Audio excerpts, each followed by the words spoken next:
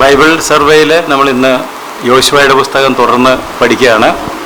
കഴിഞ്ഞ ക്ലാസ്സിൽ യോശുവയുടെ പുസ്തകം ഇൻട്രൊഡ്യൂസ് ചെയ്തിരുന്നു, ആമുഖം പറഞ്ഞു. അതുപോലെ തന്നെ യോശുവയെ പരിചയപ്പെടുവാനായിട്ട് നമ്മൾ അല്പസമയം എടുത്തിരുന്നു. നിങ്ങളെല്ലാവരും യോശുവയെ പരിചയപ്പെട്ട് കാണും കൂടുതൽ എന്ന് ഞാൻ കരുതുന്നു. വീട്ടിൽ പോയതിനു ശേഷം യോശുവയുടെ പുസ്തകം കൂടുതൽ വായിക്കുകയും യോശുവയെ കൂടുതൽ ഇഷ്ടപ്പെടുകയും ചെയ്ത് കാണുമെന്ന് ഞാൻ വിചാരിക്കുകയാണ്.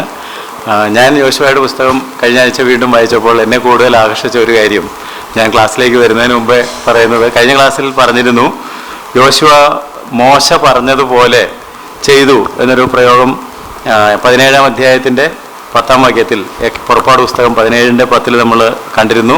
രഫീദീമിൽ വെച്ച് അമാലേക്കിനെ നേരിട്ടപ്പോൾ യോശുവ ചെയ്തത് എന്താണെന്ന് ചോദിച്ചാൽ മോശ പറഞ്ഞതുപോലെ ചെയ്തു. അപ്പം making of A man of God എന്ന് പറഞ്ഞാൽ ഒരു ദൈവപുരുഷൻ രൂപപ്പെട്ട് വരുമ്പോൾ നമുക്ക് നേതൃത്വം നൽകുന്ന, നമ്മളെ മെൻറ്റ് ചെയ്യുന്ന ഒരാളുണ്ടെങ്കിൽ ആൾ പറയുന്നത് പോലെ കുറച്ച് നാൾ ചെയ്യുന്നത് നല്ലതാണ്. അങ്ങനെയാണ് നമുക്ക് കൊച്ചു കുഞ്ഞുങ്ങളായിരിക്കുമ്പോൾ അപ്പനും അമ്മയും പറയുന്നത് കേട്ട് വളർന്നു വരുന്നത് പോലെ. അപ്പോൾ ഈ യോശുവയുടെ പുസ്തകം വീണ്ടും ഒരു പ്രാവശ്യം കൂടെ ഞാൻ വായിച്ചപ്പോൾ മോശ പറഞ്ഞതുപോലെ എന്ന് ഒത്തിരി പ്രാവശ്യം റിപ്പീറ്റഡായിട്ട് നമുക്ക് കാണാം. കാരണം ഇവിടെ എല്ലാം കൊണ്ടുവന്ന കാര്യങ്ങളൊക്കെ ഇതുവരെ ചെയ്തിരുന്നത് ആരായിരുന്നു? മോശയായിരുന്നു. പിന്നെ ഫൈനൽ എക്സിക്യൂഷൻ വർക്ക് യോശുവയെ ഏൽപ്പിച്ചെന്ന് മാത്രമേ ഉള്ളൂ. ബാക്കിയെല്ലാം മോശയാണ് ചെയ്തിരുന്നത്, ദൈവത്തോട് ചോദിച്ചതും വരെ അറിയിച്ചതും. അതുകൊണ്ട് മോശ പറഞ്ഞ കാര്യങ്ങൾ അതേപടി പ്രമാണിക്കുവാൻ യോശുവ പ്രത്യേകം താല്പര്യം കാണിച്ചു. അതിൽ നിന്ന് വ്യതിചലിക്കാതിരുന്നു എന്നുള്ളത് പ്രത്യേകം എൻ്റെ ശ്രദ്ധയിൽ കഴിഞ്ഞ ദിവസങ്ങളിൽ വായിച്ചപ്പോൾ വന്നു. അത് നമുക്ക് പ്രയോജനകരമായിരിക്കുമെന്ന് വിചാരിച്ചാൽ പറഞ്ഞെന്ന് മാത്രമേ ഉള്ളൂ. യോശുവയുടെ പുസ്തകം 24 അധ്യായങ്ങളുണ്ട്. 3 ഭാഗങ്ങളായിട്ടാണ് നമ്മളതിനെ തിരിച്ചിരിക്കുന്നത്. കഴിഞ്ഞ ക്ലാസ്സിൽ അത് പറഞ്ഞല്ലോ അല്ലേ? പ്രവേശനം, ജയം, കൈവശപ്പെടുത്തൽ.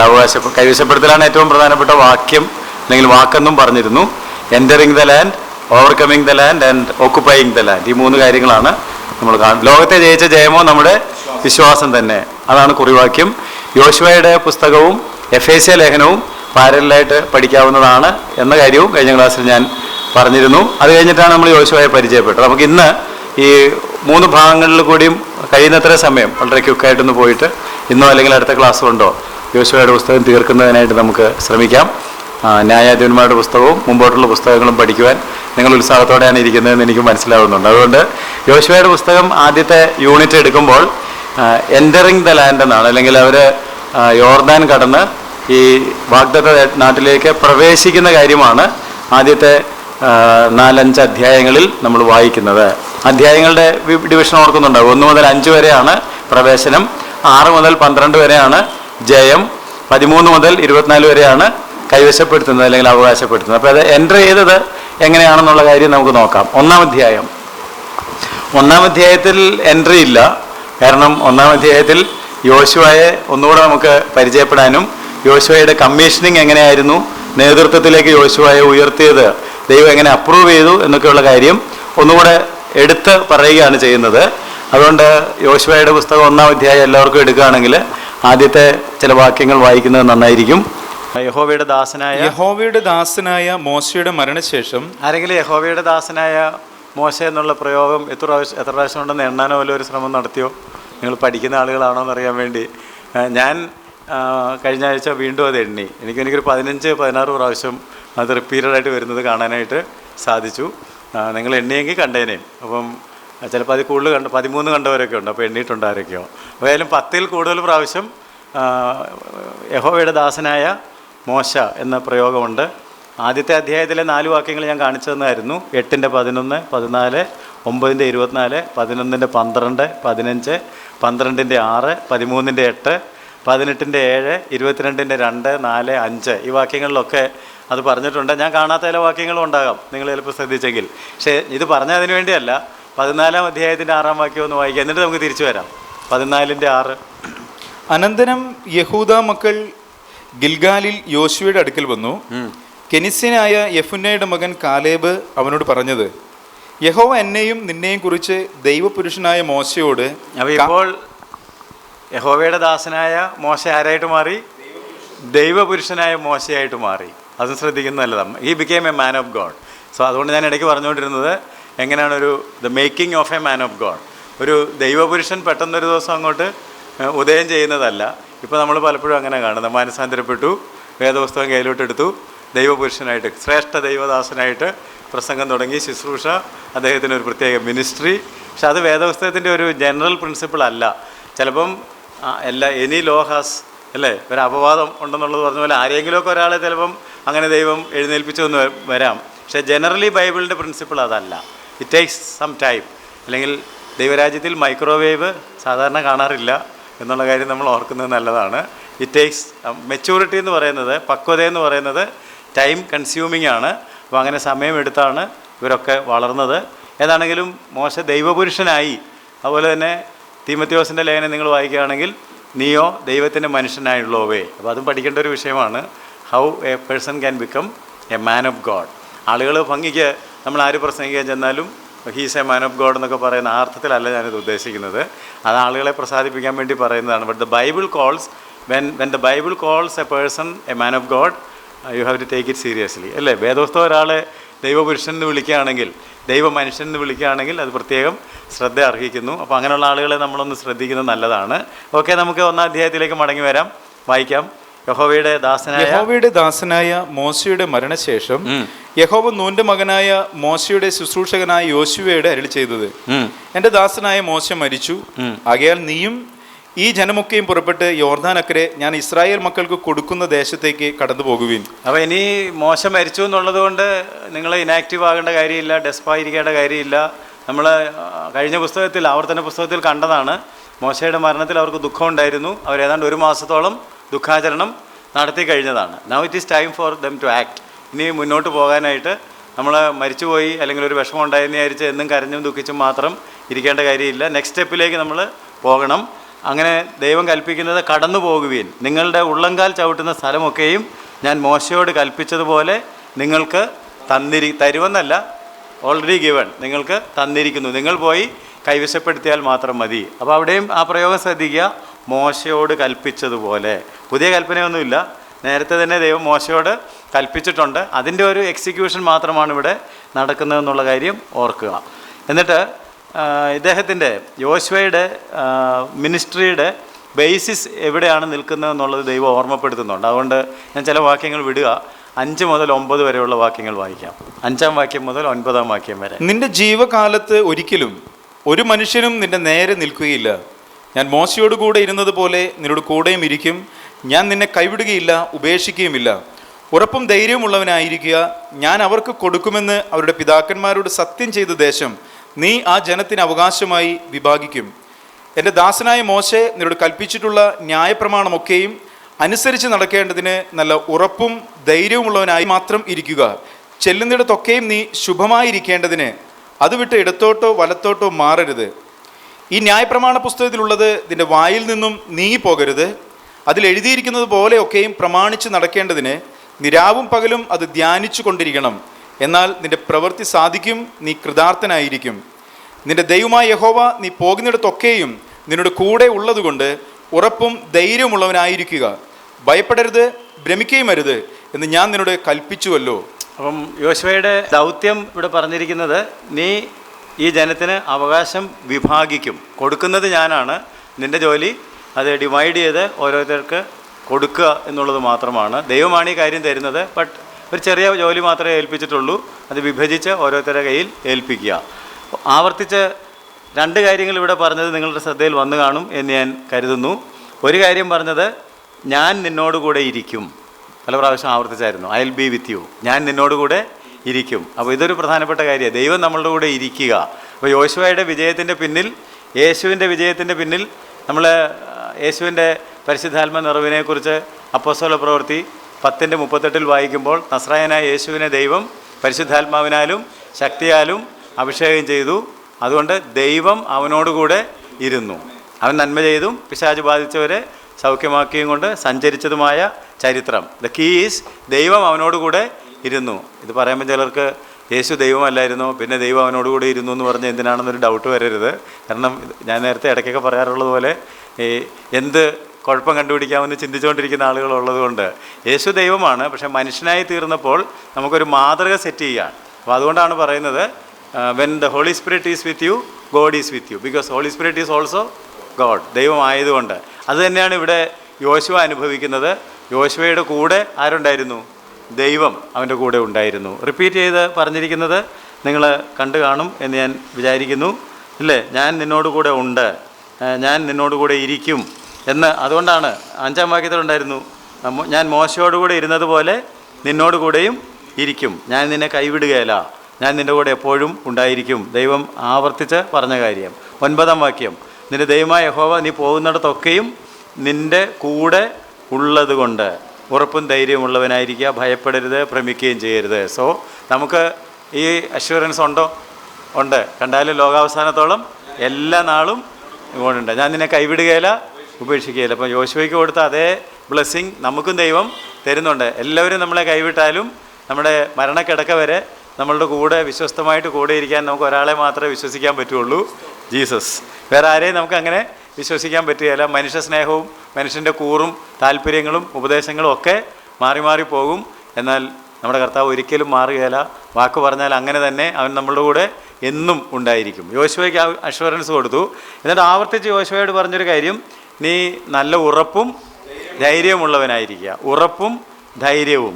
അതിൻ്റെ ഇടയ്ക്ക് പറയുന്നുണ്ടായിരുന്നു, ഈ ഉറപ്പും ധൈര്യവും എവിടെ നിന്നാണ് വരുന്നതെന്ന് ചോദിച്ചാൽ, ഞാൻ നിങ്ങൾക്ക് തന്നിട്ടുള്ള ന്യായപ്രമാണം അത് വിട്ട് ഇടത്തോട്ടോ വലത്തോട്ടോ മാറരുത്, അതിൻ്റെ വായിൽ നിന്ന് നീങ്ങിപ്പോകരുത്, അതിൽ എഴുതിയിരിക്കുന്നത് പോലെയൊക്കെയും നീ പ്രമാണിച്ച് നടക്കണം, രാവും പകലും ധ്യാനിക്കണം. അപ്പം വചനത്തെക്കുറിച്ച് 3-4 കാര്യങ്ങൾ പറഞ്ഞു. ഇത് നിൻ്റെ വായിലുണ്ടാകണം, means you must read it. കൊണ്ട് വായിച്ച് ഉറക്കെ വായിക്കണമെന്ന് അതിൻ്റെ അർത്ഥം. ഹൃദയത്തിലുണ്ടായിരിക്കണം, ധ്യാനിക്കണം.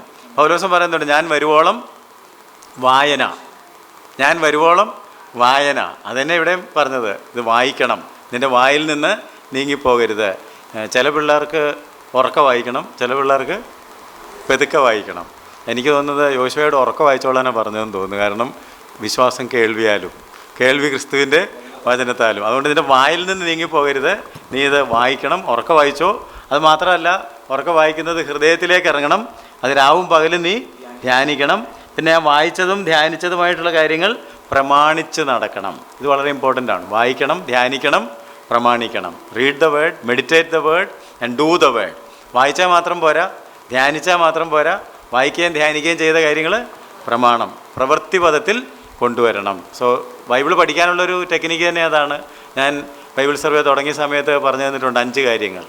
Read it through, pray it in, mark it down, work it out, pass it on. ഇപ്പോൾ എല്ലാവരും മറന്നുപോയെന്ന് എനിക്ക് തോന്നുന്നു. 5 വിരലിപ്പോഴും എല്ലാവർക്കും ഉണ്ടല്ലോ അല്ലേ?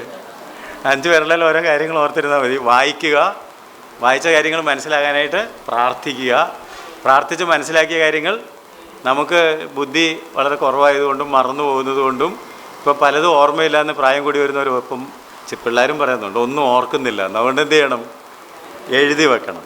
വായിക്കുക, പ്രാർത്ഥിക്കുക, എഴുതി വെക്കുക, പ്രവൃത്തി പദത്തിൽ കൊണ്ടുവരിക, മറ്റുള്ളവർക്ക് പറഞ്ഞു കൊടുക്കുക. പക്ഷെ പലപ്പോഴും ഇങ്ങനെയാണെന്ന് ഞാൻ പറയാറുണ്ട്. ഇങ്ങനെയാണെന്ന് പറഞ്ഞാൽ എന്ത് മനസ്സിലായി? വായിക്കുക, പറഞ്ഞു കൊടുക്കുക, ഒറ്റ ചാട്ടമാണ്. വായിക്കുക, പറഞ്ഞു കൊടുക്കുക. പറഞ്ഞു കൊടുക്കാൻ ഒന്നും കിട്ടിയില്ലെങ്കിൽ നെറ്റിൽ കയറി ഡൗൺലോഡ് ചെയ്യുക, പറഞ്ഞു കൊടുക്കുക, അല്ലേ? അല്ലെങ്കിൽ കമൻട്രി വായിക്കുക, പറഞ്ഞു കൊടുക്കുക. വായിക്കുക, പറഞ്ഞു കൊടുക്കുക, അല്ലല്ല. വായിച്ചത് നമ്മുടെ ഹൃദയത്തിൽ ധ്യാനിച്ച് പ്രാർത്ഥിച്ച് ദൈവം എന്നോട് ഇടപെടണം, സംസാരിക്കണം.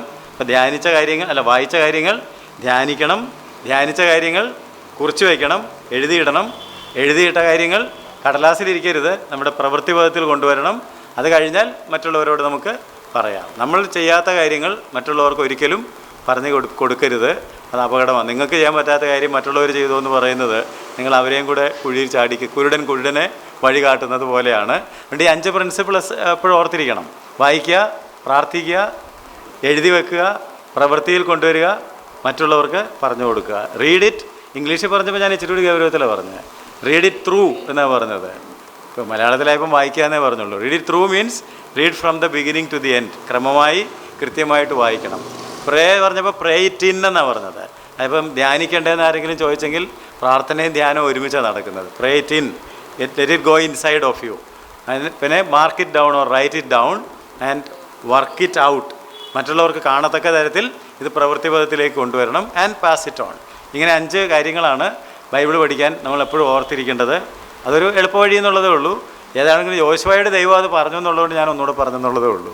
യോശുവയോട് പറഞ്ഞു, ഇത് നിൻ്റെ വായിലിരിക്കണം, നിൻ്റെ ഹൃദയത്തിൽ ധ്യാനമായിട്ടിരിക്കണം, നീ അത് പ്രവൃത്തിപഥത്തിലും കൊണ്ടുവരണം. എന്നിട്ട് ഈ ഇദ്ദേഹത്തിൻ്റെ മുമ്പിൽ ആരും നിൽക്കുകയില്ല എന്നൊക്കെ പറഞ്ഞത് നിങ്ങൾ വായിച്ച് കാണുമെന്ന് എനിക്ക് അത് നമുക്കൊക്കെ ഇഷ്ടപ്പെട്ടൊരു വാക്യമാണെന്ന് എനിക്ക് തോന്നുന്നു. അത് എന്നോടും പറഞ്ഞിരുന്നെങ്കിൽ നിൻ്റെ ജീവിതകാലത്തൊന്നും നിൻ്റെ മുമ്പിൽ ആരും നിൽക്കുകയില്ല. പക്ഷെ നമ്മളെ അങ്ങനത്തെ ഒരാളായിട്ടല്ല. ചില ആളുകളെക്കുറിച്ച് കേട്ടിട്ടുണ്ടാവും നിങ്ങൾ, അവൻ്റെ അടുക്ക് ചെല്ലാൻ തന്നെ എനിക്ക്, നമ്മൾ ചെല്ലുമ്പോഴേ ചിലപ്പോൾ ആളിലൊക്കെ എഴുന്നേറ്റ് ഓടുമെങ്കിൽ അതും സൂക്ഷിക്കേണ്ട ഒരു കേസാണ്. ആ അർത്ഥത്തിലല്ല. അങ്ങനെയാണെങ്കിൽ സുവിശേഷമൊന്നും ആരോടും പറയാനൊക്കെയല്ല. ഇവിടെ പറഞ്ഞത് no enemy will stand before you എന്നാണ്. നിന്നെ തകർത്ത് കളയാനായിട്ട് ശത്രുക്കളോ, കാരണം നിന്നെ ഒരു ദൗത്യം ഏൽപ്പിച്ച് ഞാൻ വിട്ടിരിക്കുകയാണ്, അതിനെ പരാജയപ്പെടുത്താനോ nobody is going to stand on your way. അത് നമുക്കും അഷ്വറൻസ് ആയിട്ട് എടുക്കാം. ഒരു പിശാചിനും നമ്മളെ തകർക്കുവാനായിട്ട് കഴിയുകയില്ല. കാരണം പിശാചിനെ തകർത്തവനാണ് നമ്മുടെ ഉള്ളിൽ ഇരിക്കുന്നത്. പക്ഷേ ആ അനുഭവത്തിൽ നമ്മൾ തുടരണമെന്നുണ്ടെങ്കിൽ, or I can put it in this way, what is the secret of success? വിജയത്തിൻ്റെ രഹസ്യം 8-ാം വാക്യത്തിൽ കിടപ്പുണ്ട്. 8-ാം വാക്യം, ഈ ന്യായപ്രമാണ പുസ്തകത്തിലുള്ളത് നിന്റെ വായിൽ നിന്നും നീങ്ങിപ്പോകരുത്. അതിൽ എഴുതിയിരിക്കുന്നത് പോലെ ഒക്കെയും പ്രമാണിച്ച് നടക്കേണ്ടതിന് നീ രാവും പകലും അത് ധ്യാനിച്ചു കൊണ്ടിരിക്കണം. എന്നാൽ നിന്റെ പ്രവൃത്തി സാധിക്കും, നീ കൃതാർത്ഥനായും ഇരിക്കും. ഇതെനിക്ക് വളരെ ഇഷ്ടമുള്ളൊരു വാക്യമാണ്. 1-ാം സങ്കീർത്തനം വേണമെങ്കിൽ അതിനോട് ചേർത്ത് എഴുതാം.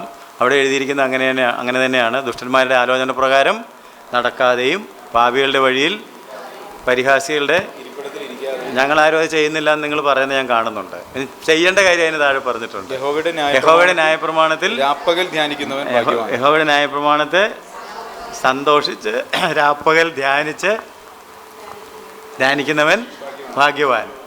അവൻ നട്ടിരിക്കുന്നത്, ഫലം കായ്ക്കുന്നത്, ഇല പാടാത്തത് ഇരിക്കും.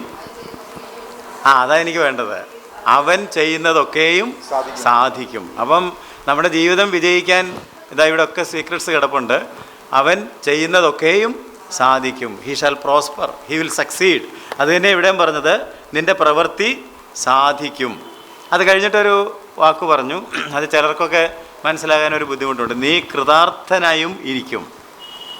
നീ കൃതാർത്ഥനായും, മലയാളത്തിൽ അധികം ഉപയോഗിക്കാത്തൊരു വാക്കാണ് കൃതാർത്ഥൻ എന്നുള്ളത്. പണ്ടൊക്കെ ഉപയോഗിച്ചിരുന്നിട്ടുണ്ടാവണം, അതുകൊണ്ടാണ് ബൈബിളിൽ വന്നത്. എന്താണ് നീ കൃതാർത്ഥനായിരിക്കും എന്ന് പറഞ്ഞാൽ? ഇംഗ്ലീഷ് ബൈബിൾ ഉള്ളവർക്ക് അത് വായിച്ചാൽ പെട്ടെന്ന് മറ്റുള്ളവർക്കും കൂടി അത് പറഞ്ഞു കൊടുക്കാനായിട്ട് എളുപ്പമായി തീരും.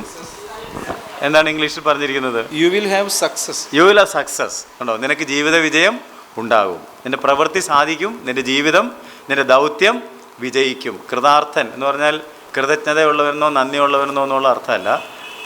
നിൻ്റെ പ്രവൃത്തി സാധിക്കും, നിൻ്റെ ജീവിതം ഒരു വിജയം, നിന്നെ ഏൽപ്പിച്ച ദൗത്യം പൂർണ്ണ വിജയത്തിൽ എത്തിച്ചേരും. അങ്ങനെ ഒരു ദൗത്യം നമ്മളെ ഏൽപ്പിച്ചിട്ട് പരാജയപ്പെട്ടു പോയാലാണല്ലോ കുഴപ്പം. അതുകൊണ്ട് അത് നമുക്കെല്ലാവരും ദൗത്യമുണ്ട്. ദൈവം നമ്മളെല്ലാം ഓരോ ദൗത്യങ്ങൾ, ഒരു ജീവിതം നമുക്ക് തന്നിരിക്കുകയാണ്. You need to succeed in that life.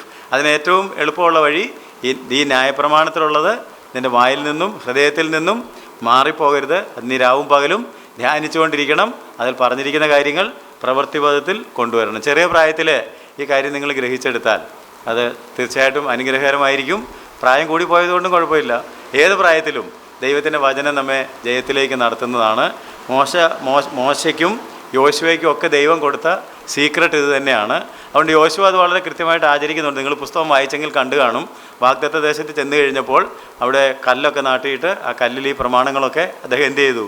എഴുതി വെച്ചു. ഒന്നും എഴുതാതെ വിട്ടില്ല എന്ന് പുസ്തകം വായിച്ചവർ കണ്ടു കാണും. ഒന്നും എഴുതാതെ വിട്ടില്ല.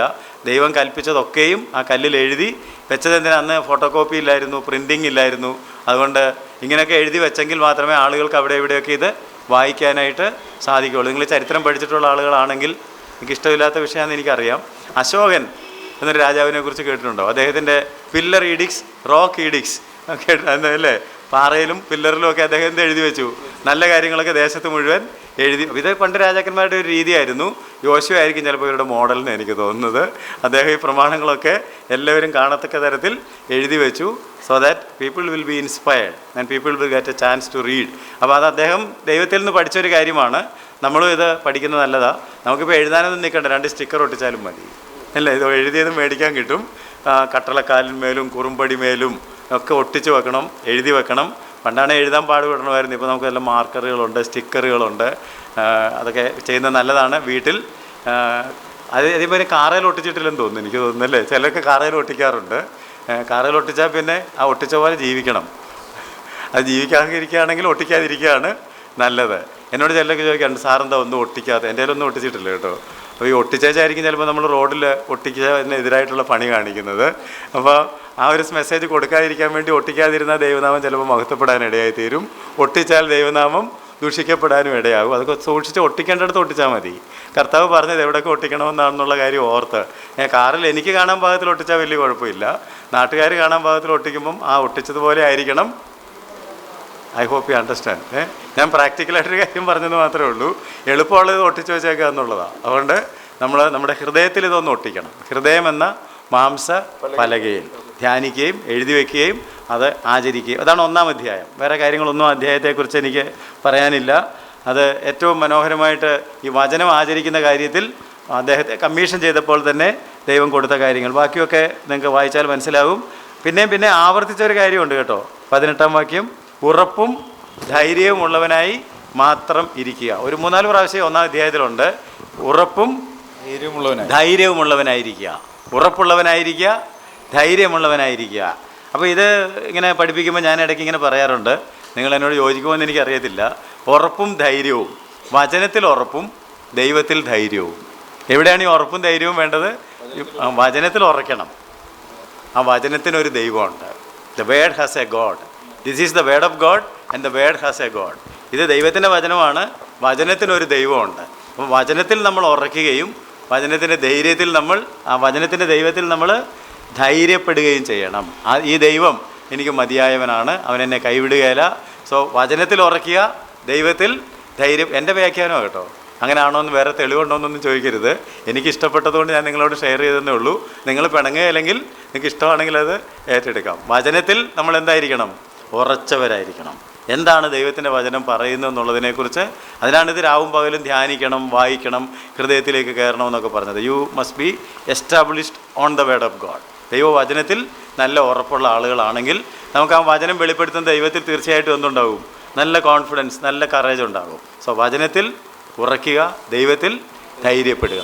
കാരണം ഇത്രയൊക്കെ പറഞ്ഞ ദൈവം, ഇത്രയും കാര്യങ്ങളൊക്കെ പറഞ്ഞ ദൈവം ഒരിക്കലും മാറുകയില്ല, എന്നെ വിടുകയില്ല. അങ്ങനെയല്ലേ പറഞ്ഞത്, ഞാൻ നിൻ്റെ കൂടെ ഉണ്ട്, നിന്നെ ഉപേക്ഷിക്കുകയില്ല, ഒരുത്തരും നിൻ്റെ മുമ്പിൽ നിൽക്കുകയില്ല, ഈ ദൗത്യം പൂർത്തീകരിക്കുന്നത് വരെ ഞാൻ. അപ്പോൾ അതിലൊന്ന് ധൈര്യപ്പെടണം. ഇത് എൻ്റെ ദൈവം എന്നോട് പറഞ്ഞ കാര്യമാണ്. So that God will do it. അതുകൊണ്ട് ഈ വചനങ്ങളിലൊക്കെ നമ്മളോട് ഓരോരുത്തരോട് ഇടപെടുമ്പോൾ ആ വചനത്തിൽ ഉറയ്ക്കുകയും, അതുകൊണ്ടാണ് പുസ്തകം പറയുന്നത് അവൻ്റെ വാഗ്ദാനങ്ങൾ എത്ര ഉണ്ടെങ്കിലും അതെല്ലാം ഊവ്, ആമേൻ, യേസ് ആൻഡ് ആമേൻ, അല്ലാത്തതൊന്നുമില്ല. ഇത് റിവിഷൻ ഇല്ലാത്ത, റിവൈസ്ഡ് എഡിഷൻ ഇല്ലാത്ത പുസ്തകമാണല്ലോ. അതുകൊണ്ട് ദൈവം പറഞ്ഞിട്ടുണ്ടെങ്കിൽ അങ്ങനെ തന്നെയാണ്. നമുക്ക് ആ ദൈവത്തിൽ ധൈര്യപ്പെടാം, ആ വചനത്തിൽ ഉറയ്ക്കാം. 2-ാം അധ്യായത്തിൽ നമുക്ക് അറിയാം, എരിഹോ പട്ടണം ഒറ്റ നോക്കുന്നതിനായിട്ട് 2 പേരെ അയക്കുന്ന കാര്യമാണ്. 1-ാം വാക്യം മാത്രം വായിക്കാം. 2-ാം അധ്യായത്തിന്റെ 1-ാം വാക്യം. അനന്തരം നൂന്റെ മകനായ യോശുവ രഹസ്യമായി ഒറ്റുനോക്കേണ്ടതിന് ശിത്തീമിൽ നിന്നും 2 പേരെ അയച്ചു. അവിശ്വാസത്തിൽ നിന്നാണോ ഈ പണി ചെയ്തത്? ഒറ്റുനോക്കാനായിട്ട് അയച്ചത് അവിശ്വാസത്തിൽ നിന്നാണോ? അല്ല. എങ്ങനെ കാര്യങ്ങൾ വർക്കൗട്ട് ചെയ്യണം എന്നുള്ള കാര്യം മനസ്സിലാക്കാൻ വേണ്ടിയാണ് 2 പേരെ ഒറ്റുനോക്കാനായിട്ട് അയച്ചത്. അല്ലാതെ ഞങ്ങളവിടെ തോക്കുമോ ജയിക്കുമോ, അവിടെ മല്ലന്മാരുണ്ടോ? കാരണം ആരായി ഒറ്റുനോക്കാൻ അയച്ച ആൾ? യോശുവ. And who is Joshua? ഇതിന് മുമ്പ് ഒറ്റുനോക്കിയ കൂട്ടത്തിൽപ്പെട്ട ആളാണ്. അദ്ദേഹത്തിൻ്റെ റിപ്പോർട്ട് എന്തായിരുന്നു? കാരണം നമുക്ക് എല്ലാത്തിനും കൃത്യമായിട്ട് വചനത്തിലൊരു ഉറപ്പ് വേണമെന്ന് ഇപ്പോൾ പറഞ്ഞു വെച്ചത്. എന്തായിരുന്നു അദ്ദേഹത്തിൻ്റെ റിപ്പോർട്ട്? ഈ മറ്റ് 10 പേര് പറഞ്ഞ പോലത്തെ കാര്യങ്ങളൊക്കെ അവിടെ ഉണ്ട്. എന്നാൽ നമ്മുടെ ദൈവവും നമ്മുടെ കൂടെ ഉണ്ട്. ദൈവം ഉണ്ടെങ്കിൽ ഇതൊന്നും അതാ ദൈവം പിന്നെ ഓർപ്പിച്ചത്, ആ ദൈവത്തിൽ ഒന്നുകൂടെ നീ ധൈര്യപ്പെട്ടോളാൻ, ആ വചനത്തിൽ ഒന്നുകൂടെ നീ ഉറച്ചോളാൻ. അതുകൊണ്ട് ഇവിടെ 2 പേരെ ഇപ്പോൾ അയച്ചത് തൻ്റെ അവിശ്വാസത്തിൽ നിന്നോ സംശയത്തിൽ നിന്നോ ഒന്നുമല്ല, ജസ്റ്റ് ഇവാലുവേറ്റ് ദ സിറ്റുവേഷൻ, സാഹചര്യങ്ങളെയൊക്കെ വിലയിരുത്തുവാനും അത് ദൈവം അദ്ദേഹത്തിന് കൊടുത്ത ബുദ്ധി ഉപയോഗിച്ച് പ്രാക്ടിക്കലായിട്ടൊരു കാര്യം ചെയ്യാനായിട്ട് നല്ല തരത്തിൽ പ്രവർത്തിച്ചു എന്നുള്ളതല്ലാതെ അതിനെ കൂടുതൽ നമ്മൾ ദുർവ്യാഖ്യാനം ചെയ്യേണ്ട കാര്യമില്ല. അദ്ദേഹം അവിശ്വാസത്തിൽ നല്ല അങ്ങനെ 2 പേരെ അയച്ചത് ദൈവം തനിക്ക് കൊടുത്ത ദൗത്യം ഏറ്റവും മനോഹരമായിട്ട് ചെയ്യാനായിട്ട് അങ്ങനെ ഒരു നടപടി സ്വീകരിച്ചെന്ന് മാത്രമേ ഉള്ളൂ. അതിലുള്ള സ്റ്റോറി നിങ്ങൾക്കെല്ലാം അറിയാവുന്നതുകൊണ്ട് ഞാൻ എക്സ്പ്ലെയിൻ ചെയ്യേണ്ടതെന്ന് ഞാൻ വിചാരിക്കുന്നു. ഈ 2 ആളുകളെ സ്വീകരിച്ച രാഹാബ് എന്ന വേശ്യ, രാഹാബുമായിട്ടുണ്ടായ എഗ്രിമെൻ്റ്, ചുമന്ന ചരട് കെട്ടിയത്, എല്ലാവരും അകത്ത് കയറിയത്, രക്ഷപ്പെട്ടത്, ഇതെല്ലാം ആത്മീയമായിട്ടൊക്കെ ഒരുപാട് വ്യാഖ്യാനങ്ങൾ നമുക്കറിയാവുന്നതുകൊണ്ട് ഞാൻ വളരെയധികം ആ കാര്യങ്ങളൊന്നും എക്സ്പ്ലെയിൻ ചെയ്യാനായിട്ട് താല്പര്യപ്പെടുന്നില്ല. എന്നാലും ഞാനൊരു വാക്യം വായിച്ചേക്കാം, ചിലർക്കൊരു നിരാശ. അതുകൊണ്ട് 2:11 കേട്ടപ്പോൾ തന്നെ ഞങ്ങളുടെ ഹൃദയം ഉരുകി, നിങ്ങളുടെ നിമിത്തം എല്ലാവർക്കും ധൈര്യം കെട്ടുപോയി. അപ്പോൾ അങ്ങനെ ആളെ വിട്ടതിന് ഗുണമുണ്ടായെന്ന് മനസ്സിലായല്ലോ. കാരണം ഇവരിങ്ങനെ വരുന്നുണ്ടെന്ന് കേട്ടപ്പോൾ തന്നെ ആ നാട്ടുകാരുടെ ഹൃദയം എങ്ങനെയായി പോയെന്നാണ് ഇപ്പോൾ നമ്മൾ വായിച്ചത്. ഒന്നുകൂടെ വായിച്ച 11 വാക്യം. ഈ കേട്ടപ്പോൾ തന്നെ ഞങ്ങളുടെ ഹൃദയം ഉരുകി. ബാക്കി ഇടയ്ക്ക് വായിക്കുന്നതിന് ഒരു കുഴപ്പമുണ്ടെന്ന് എനിക്ക് തോന്നുന്നു. കേട്ടപ്പോൾ തന്നെ എന്ന് പറഞ്ഞപ്പോൾ എന്നാ കേട്ടപ്പോൾ, അപ്പം മുകളിലത്തെ വാക്യം വായിക്കേണ്ടി വരും. മുകളിലത്തെ വാക്യത്തിൽ എന്ത് കേട്ടപ്പോഴെന്നാണ് പറഞ്ഞത്? നിങ്ങൾ മിസ്രൈമിൽ നിന്ന് പുറപ്പെട്ടു വരുമ്പോൾ യഹോവ നിങ്ങൾക്ക് വേണ്ടി ചെങ്കടലിലെ വെള്ളം വറ്റിച്ചതും യോർദാൻ അക്കരെ വെച്ച് നിങ്ങൾ നിർമൂലമാക്കിയ സീഹോൻ, ഓഗ് എന്ന 2 അമോര്യ രാജാക്കന്മാരോട് ചെയ്തതും ഞങ്ങൾ കേട്ടു. അന്ന് TV ഒന്നും ഇല്ലായിരുന്നു കേട്ടോ. കമ്മ്യൂണിക്കേഷൻ ഇന്നത്തെ പോലെ അല്ല, എങ്കിലും വിവരമൊക്കെ നാട്ടിലൊക്കെ പെട്ടെന്ന് അറിഞ്ഞു. ആകാശവാണി ചിലപ്പോൾ അന്നും കാണുമായിരുന്നായിരിക്കും. പ്രാദേശിക വാർത്ത വായിക്കുന്ന ആളുകൾ നാട്ടിലൊക്കെ ഉള്ളതുപോലെ ഈ വിവരമൊക്കെ പെട്ടെന്ന് എരിഹോവിലൊക്കെ എത്തിക്കാണും. അപ്പോൾ അവിടെ നാട്ടുകാരൊക്കെ അറിഞ്ഞു ഇങ്ങനെ ഒരു കൂട്ടർ വരുന്നുണ്ട്, അവർ ചെങ്കടൽ കടന്നവരാണ്, ദൈവം അവരുടെ കൂടെ ഉണ്ട്, മന്ന പൊഴിച്ചു കൊടുത്തിട്ടുണ്ട്, കാടപ്പക്ഷിയെ കിട്ടിയതാണ്, ഓൾ ദീസ് തിങ്സ് ഇല്ല. ഇത് പെട്ടെന്ന് ദേശത്തൊക്കെ. അപ്പോൾ അവരിതെല്ലാം കേട്ടു. ഈ കാര്യങ്ങൾ കേട്ടപ്പോഴാണ് ഞങ്ങൾ കേട്ടപ്പോൾ ഞങ്ങളുടെ ഹൃദയം ഉരുകി. നിങ്ങൾ നിമിത്തം എല്ലാവർക്കും ധൈര്യം കെട്ടുപോയി. നിങ്ങളുടെ ദൈവമായ യഹോവ തന്നെ മീതെ സ്വർഗത്തിലും താഴെ ഭൂമിയിലും ദൈവമാകുന്നു. അപ്പോൾ ഈ രാഹാബിനെ കുറിച്ച് വേദപുസ്തകത്തിൽ ഇനി ഒത്തിരി കാര്യങ്ങളൊക്കെ പറഞ്ഞിട്ടുണ്ടെന്നുള്ള കാര്യം നിങ്ങൾക്കറിയാമല്ലോ അല്ലേ? കർത്താവായ യേശുക്രിസ്തുവിൻ്റെ വംശാവലി പട്ടികയിൽ ഇടമുണ്ട്. യാക്കോബിൻ്റെ ലേഖനത്തിൽ പ്രത്യേകം എടുത്തു പറഞ്ഞിരിക്കുന്ന ഒരാളാണ് ആര്? രാഹാബ്. അപ്പോൾ ഈ രാഹാബ് കാണിച്ച വിശ്വാസത്തിൻ്റെ ആ ധൈര്യം നമ്മൾ സ്വാധീനിക്കണം. ഇങ്ങനൊരു സ്റ്റെപ്പ് എടുക്കണമെന്നുണ്ടെങ്കിൽ അതിൻ്റെ പിന്നിലൊരു കൺവിക്ഷനുണ്ട്. ആ കൺവിക്ഷനാണ് ഇപ്പോൾ പറഞ്ഞത്. എന്താണ് ആ കൺവിക്ഷനകത്ത് നമ്മൾ കണ്ടത്? ദൈവമായ യഹോവ തന്നെ മീതെ സ്വർഗത്തിലും താഴെ ഭൂമിയിലും ദൈവമാകുന്നു. കണ്ടോ, ഈ ഒരു ദൈവമല്ലാതെ, കാരണം ഇങ്ങനെ പ്രവർത്തിക്കുന്ന ഒരു ദൈവത്തെക്കുറിച്ച്, നിങ്ങളുടെ കൂടെയുള്ള ഒരു ദൈവത്തെക്കുറിച്ച് അല്ലാതെ വേറെ ഒരു രാജ്യത്തും ഇങ്ങനത്തെ ഒരു ദൈവത്തെ അല്ല. അത് പറഞ്ഞതിൻ്റെ അർത്ഥം അന്ന് കാലത്തെ ഈ രാജാക്കന്മാർക്കൊക്കെ ഷമാനിസ്റ്റിക് പവേഴ്സ് എന്ന് പറഞ്ഞിട്ട് അവരിങ്ങനെ മന്ത്രവാദികളെയും അത്ഭുതങ്ങളും സിദ്ധികളും ഒക്കെ ചെയ്യാൻ പറ്റുന്ന ആളുകളെയും ഒക്കെ രാജകൊട്ടാരത്തിൽ സൂക്ഷിക്കുമായിരുന്നു. അതുകൊണ്ടാണ് മോശ ഓരോ കാര്യങ്ങൾ ചെയ്തപ്പോൾ നമ്മൾ മനസ്സിലേക്ക് ഇത് വരണം. അതുപോലെ തന്നെ മന്ത്രവാദികളും പക്ഷെ ഒരു സ്റ്റേജ് വന്നപ്പോൾ അവർക്ക് ചെയ്യാനായിട്ട് കഴിഞ്ഞില്ല. അപ്പോൾ ഇങ്ങനത്തെ അത്ഭുതങ്ങളൊക്കെ പലരും കണ്ടിട്ടുണ്ട്, കേട്ടിട്ടുണ്ട്. അങ്ങനെ ചെയ്യുന്ന ആളുകളെ കൊട്ടാരത്തിൽ സൂക്ഷിക്കാറുണ്ട്. ഡാനിയേലിനെ കുറിച്ചൊക്കെ നിങ്ങൾ വായിക്കുകയാണെങ്കിൽ, ജോസഫിനെ കുറിച്ച് വായിക്കുകയാണെങ്കിൽ, രാജാക്കന്മാർ സ്വപ്നം കണ്ടപ്പോൾ വ്യാഖ്യാനിക്കാൻ ശകുനവാദികളെയും സ്വപ്ന വ്യാഖ്യാതാക്കളെയും ഒക്കെ കൊണ്ടുവന്നതൊക്കെ ഓർക്കുന്നില്ലേ? സോ അങ്ങനെയുള്ള ആളുകളൊക്കെ അല്ല, മോശ തന്നെ ഈ മിസ്രൈമ്യരുടെ ജ്ഞാനവും സംഗതികളൊക്കെ എന്ത് ചെയ്ത ആളായിരുന്നു? അഭ്യസിച്ച ആളായിരുന്നു. അതുകൊണ്ട് അതൊക്കെ ഉണ്ട്. പക്ഷേ ഇങ്ങനത്തെ കാര്യങ്ങൾ ചെയ്ത ഒരാളെക്കുറിച്ചും കേട്ടിട്ടില്ല. ചെങ്കടൽ വറ്റിച്ചു ഇല്ലേ, മന്ന പൊഴിച്ചു കൊടുത്തു, സീഹോനെ മോഗിനെയൊക്കെ ഒരു ആയുധവുമില്ലാതെ.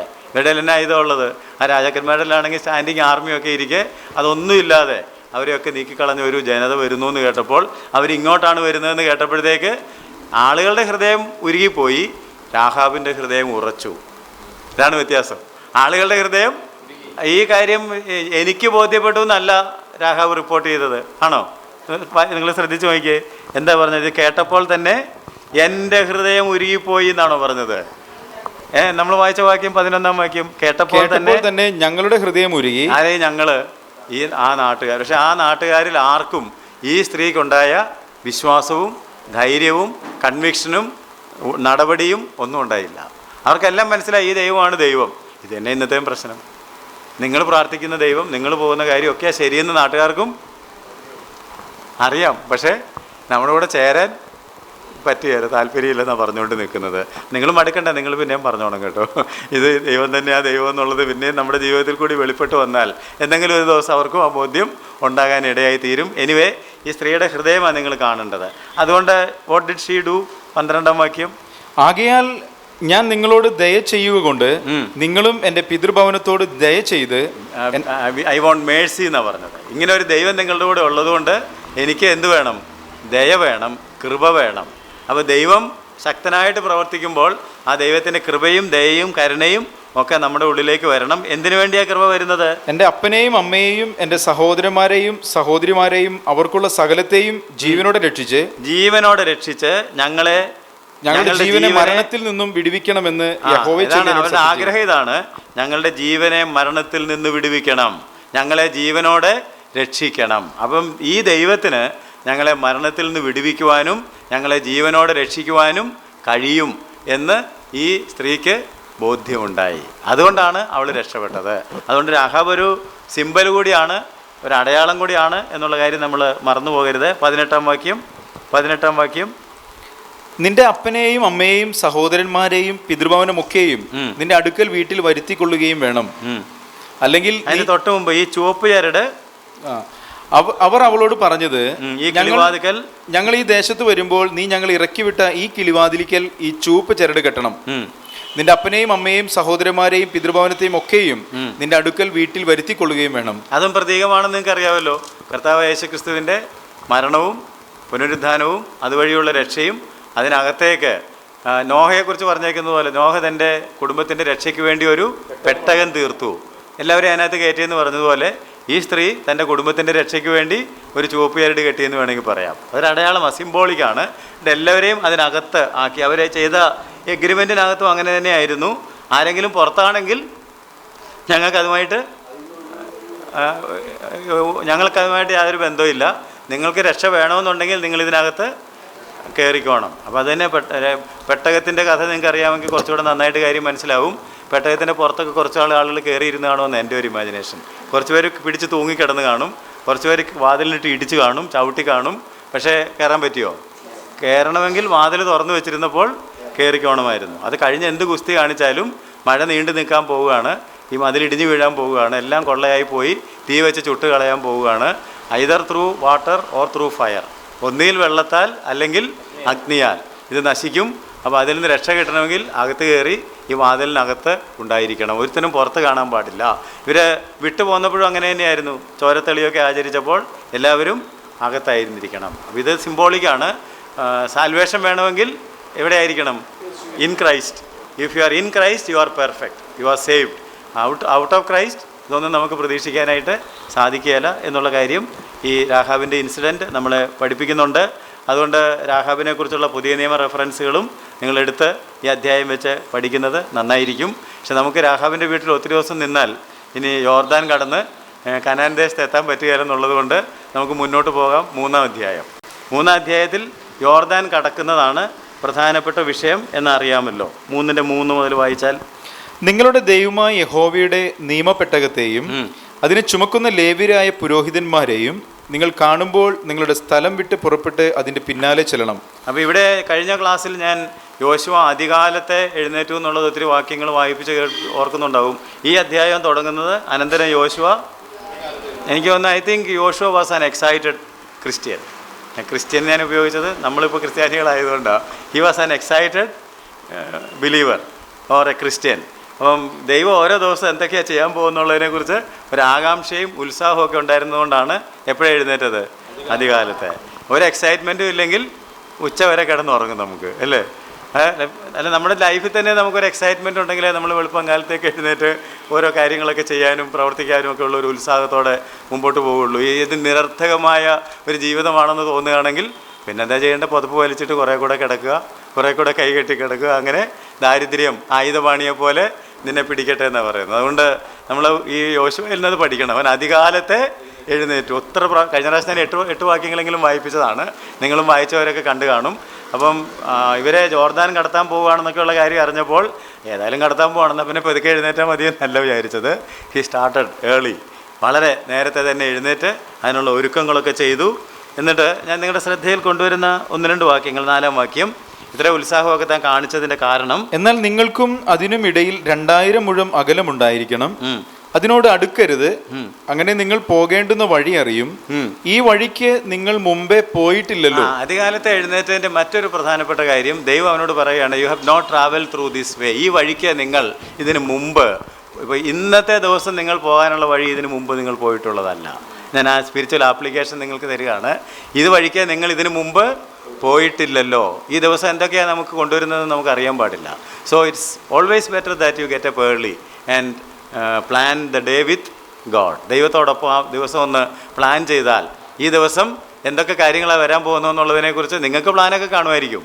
ഡയറിയിൽ എഴുതി പോക്കറ്റിലൊക്കെ വെച്ചിട്ടുണ്ടായിരിക്കും ഇന്ന് ചെയ്യാനുള്ള കാര്യങ്ങൾ എന്നൊക്കെ പറഞ്ഞിട്ട്. പക്ഷേ യു ഡോണ്ട് നോ ഈ എഴുതി വെച്ചതെല്ലാം ഇന്ന് പൂർത്തീകരിക്കാൻ പറ്റും എന്നെത്ര പേർക്കറിയാം? ഒരു ദിവസത്തിൽ എന്തെല്ലാം സംഭവിക്കുമെന്ന് എന്നാൽ ദൈവത്തിന് ആരംഭത്തിൽ തന്നെ അവസാനം അറിയാം. അതുകൊണ്ട് അദ്ദേഹം കാലത്ത് എഴുന്നേറ്റിട്ട് ദൈവത്തിൻ്റെ സന്നിധിയിൽ ചെന്ന് ധ്യാനിച്ചപ്പോൾ ദൈവം അവനോട് പറഞ്ഞൊരു കാര്യമാണ്, നിങ്ങൾ പോകേണ്ടുന്ന വഴി ഞാൻ അറിയിച്ചു തരാം. കാരണം അതിൻ്റെ അർത്ഥം നിങ്ങൾക്ക് ഒന്നുകൂടെ മനസ്സിലാകണമെന്നുണ്ടെങ്കിൽ ഈ മോശയെക്കുറിച്ചും കൂടെ ഒക്കെ ഒന്ന് ചിന്തിക്കുന്നത് നല്ലതാണ്.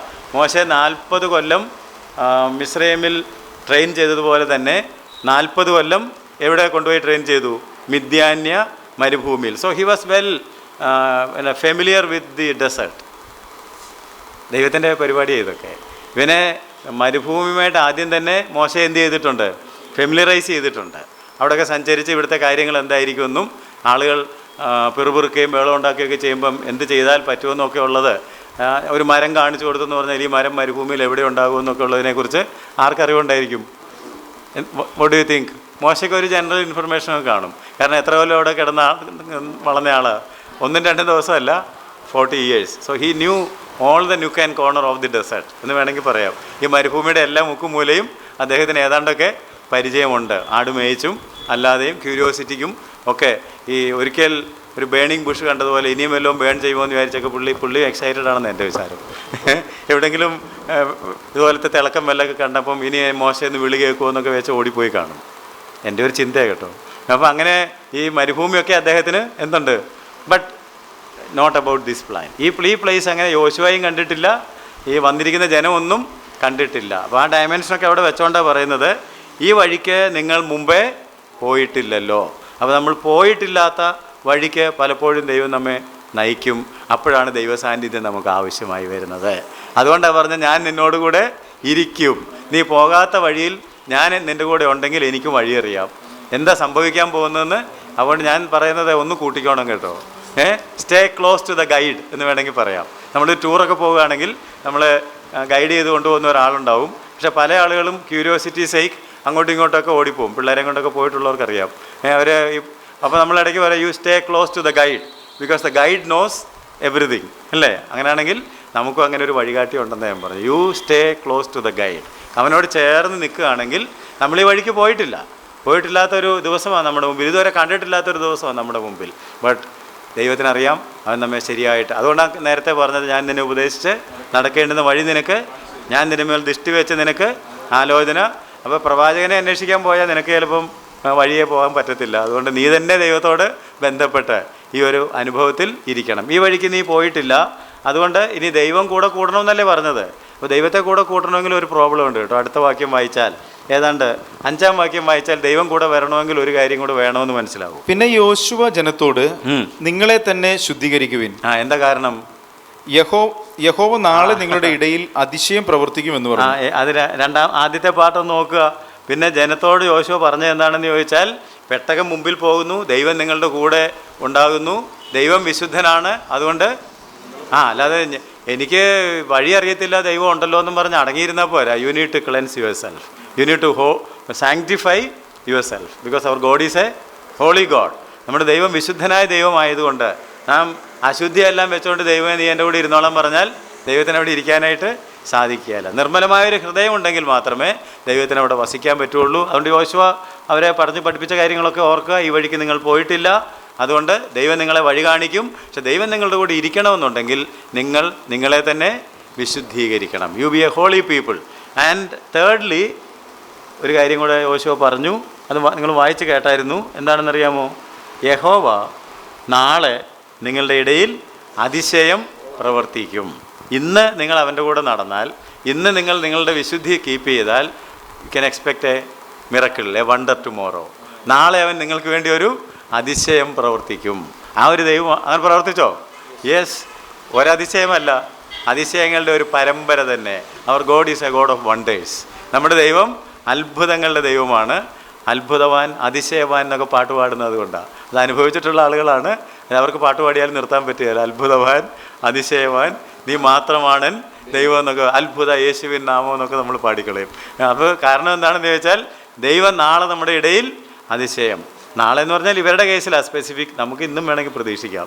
Every moment you can expect അല്ലേ? ദൈവം അത്ഭുതങ്ങളെ പ്രവർത്തിച്ചിരിക്കുന്നു. പക്ഷെ ഒരു കാര്യം മറന്നു പോകരുത്, the greatest miracle is the salvation that you have received. അവൻ നമുക്ക് തന്ന രക്ഷയാണ് അവൻ ചെയ്ത ഏറ്റവും വലിയ അത്ഭുതം. എന്നാൽ തുടർന്നും അത്ഭുതങ്ങൾ ചെയ്ത് നമ്മളെ നടത്തുവാൻ തക്കവണ്ണം നമ്മുടെ ദൈവം മതിയായ ദൈവമാണ്. അപ്പോൾ ഈ 3 കാര്യങ്ങൾ ഓർത്തിരിക്കുക. ഈ വഴിക്ക് നിങ്ങൾ ഇതിനു മുമ്പ് പോയിട്ടില്ലല്ലോ, ദൈവം നിങ്ങളുടെ കൂടെ ഇരിക്കും. അതുകൊണ്ട് നിങ്ങൾ നിങ്ങളെ തന്നെ ശുദ്ധീകരിക്കണം.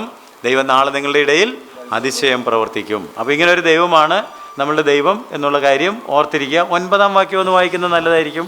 യോശുവ ഇസ്രായേൽ മക്കളോട് ഇവിടെ വന്ന് നിങ്ങളുടെ ദൈവമായ യഹോവയുടെ വചനം കേൾക്കുവിൻ എന്ന് പറഞ്ഞു. ഇവിടെ വന്ന് യഹോവയുടെ വചനം കേൾപ്പീൻ. അതാണ് ഇപ്പോൾ യോശുവ ഇവരെ ശുദ്ധീകരിക്കാനുള്ള വഴി പറഞ്ഞു കൊടുത്തത്. എന്താ, പോയി കുളിച്ചൊക്കെ ശുദ്ധിയായിട്ട് വരാൻ മാത്രമല്ല പറഞ്ഞത്, ഇവിടെ വന്ന് കാരണം നിൻ്റെ വചനം സത്യമാണ്, സത്യത്താൽ അവരെ വിശുദ്ധീകരിക്കണമേ. ദൈവത്തിൻ്റെ വചനമാണ് നമ്മളെ ശുദ്ധീകരിക്കുന്നത്. ഞാൻ നിങ്ങളോട് സംസാരിച്ച വചനങ്ങളാൽ നിങ്ങളിപ്പോൾ ശുദ്ധിയുള്ളവരാകുന്നു. അപ്പോൾ ഇവിടെ വന്ന് ദൈവത്തിൻ്റെ വചനം കേൾപ്പീൻ എന്ന് പറഞ്ഞു. യോശുവ പറഞ്ഞത് എന്തെന്നാൽ, ജീവനുള്ള ദൈവം നിങ്ങളുടെ ഇടയിലുണ്ട്. അതൊക്കെ നിങ്ങൾ വായിച്ചാൽ മതി. അതുകൊണ്ട് ജാതികളെയൊക്കെ ദൈവം നീക്കിക്കളയും. സർവ്വഭൂമിക്ക് നാഥനായ ഒരു ദൈവമാണ് നിങ്ങളുടെ ദൈവം. അവൻ്റെ പെട്ടകമാണ് നിങ്ങളുടെ മുമ്പിൽ പോകുന്നത്. അതൊക്കെ വായിച്ചാൽ ഇൻസ്പയർഡ് ആകാതിരിക്കാൻ നിങ്ങൾക്ക് സാധിക്കുകയില്ല. എനിവേ, ആ വചനം വന്ന് കേൾക്കുമ്പോഴാണ് നമുക്ക് വിശുദ്ധി തികഞ്ഞു വരുന്നതെന്നുള്ള കാര്യം ഓർക്കുക. 13ഉം 17ഉം വാക്യങ്ങളും കൂടി നമുക്ക് വായിക്കാം. സർവ്വഭൂമിയുടെയും നാഥനായ യഹോവയുടെ പെട്ടകം ചുമക്കുന്ന പുരോഹിതന്മാരുടെ ഈ അധ്യായത്തിൽ 2 പ്രാവശ്യം ഒരു പ്രയോഗം വന്നു കേട്ടോ. 11-ാം വാക്യത്തിലും 13-ാം വാക്യത്തിലും സർവ്വഭൂമിയുടെയും നാഥനായ യഹോവ, ദൈവമാണ് ഇതിൻ്റെയൊക്കെ നാഥൻ. ആ ഒരു തിരിച്ചറിവ് നമുക്ക് വേണം. യോർദാനിലെ വെള്ളത്തിൽ ചവിട്ടുമ്പോൾ ഉടനെ യോർദാനിലെ വെള്ളം 2ആയി പിരിഞ്ഞ് മേൽ നിന്ന് ഒഴുകുന്ന വെള്ളം ചിറ പോലെ നിൽക്കും. 17-ാം വാക്യം, യഹോവയുടെ നിയമപ്പെട്ടകം ചുമന്ന പുരോഹിതന്മാർ യോർദാന്റെ നടുവിൽ ഉണങ്ങിയ നിലത്ത് ഉറച്ചു നിന്നു. ഇസ്രായേൽ ജനമൊക്കെയും യോർദാൻ കടന്നു തീരുവോളം ഉണങ്ങിയ നിലത്തുകൂടി തന്നെ കടന്നുപോയി. അപ്പോൾ ഇതിന് ഒരു 40 കൊല്ലം മുമ്പ് ഇങ്ങനെ ഒരു കാര്യം ഉണ്ടായിട്ടുണ്ട്. അതെന്തായിരുന്നു?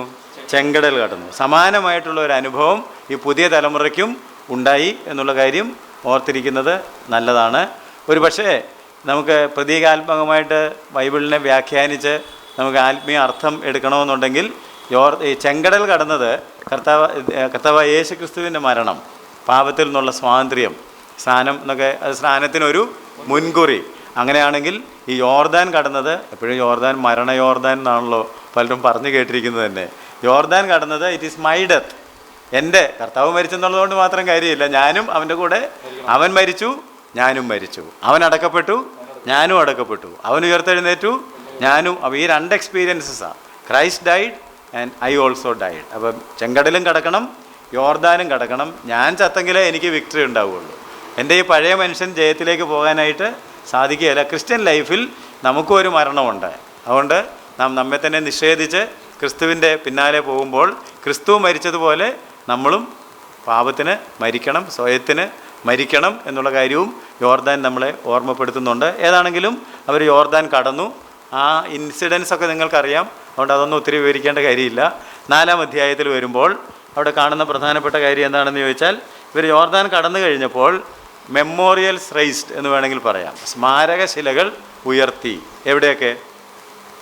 എവിടെയൊക്കെയാണ്? അതെന്തിനാണ് ഉയർത്തി? എവിടെ സ്മാരകശിലകൾ വെച്ചു? എവിടെ വെച്ചു?